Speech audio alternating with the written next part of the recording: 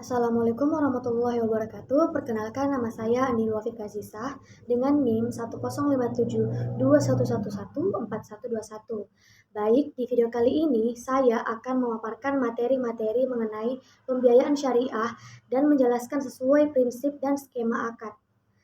Langsung saja, pembiayaan syariah adalah penyediaan dana atau tagihan yang dipersamakan dengan itu berdasarkan persetujuan atau kesepakatan antara bank syariah dengan pihak yang dibiayai untuk mengembalikan uang atau tagihan tersebut setelah jangka waktu tertentu dengan imbalan bagi hasil.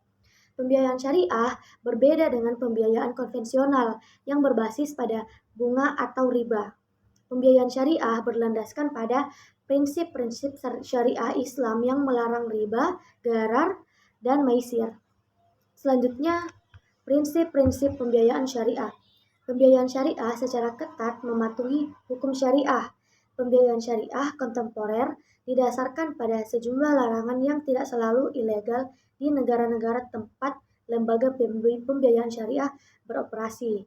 Yang pertama yaitu membayar atau membebankan bunga. Islam menganggap pinjaman dengan pembayaran bunga sebagai praktik eksploitatif yang menguntungkan pemberi pinjaman dengan mengorbankan peminjam.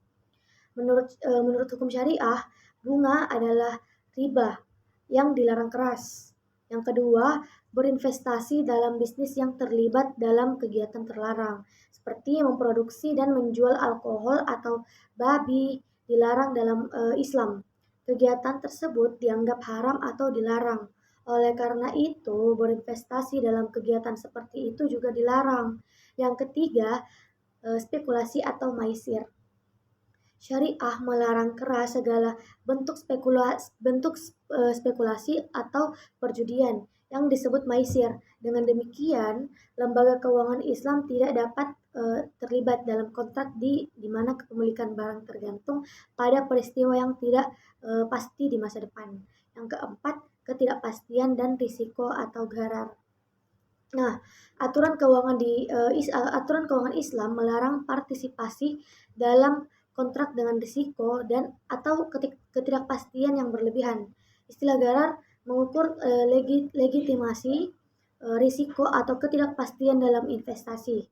Selain larangan yang tadi saya sebutkan, keuangan Islam didasarkan pada dua prinsip penting yang lainnya seperti finalitas material dari transaksi. Setiap transaksi harus terkait dengan transaksi ekonomi dasar yang nyata. Yang kedua, bagi hasil atau rugi.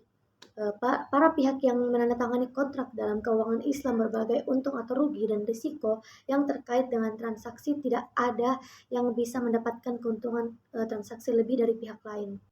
Adapun beberapa contoh skema akad pembiayaan syariah yang umum digunakan. Yang pertama itu murabahah. Skema ini melibatkan jual beli barang dengan harga yang telah disepakati sebelumnya.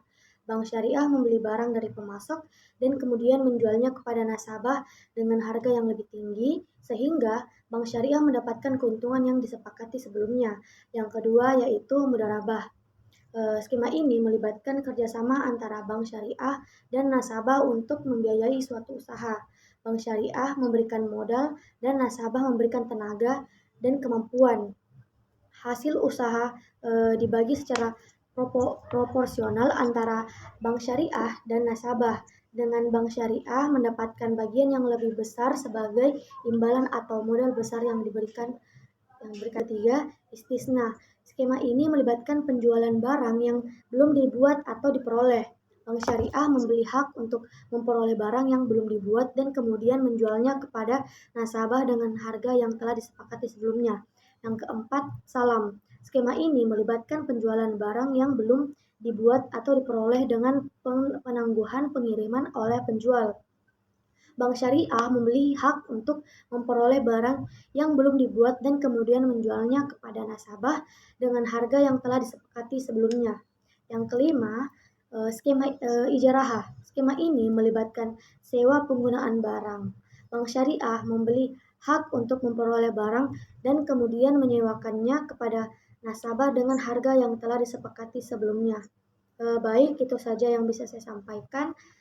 Mohon maaf Apabila ada salah kata, Assalamualaikum warahmatullahi wabarakatuh.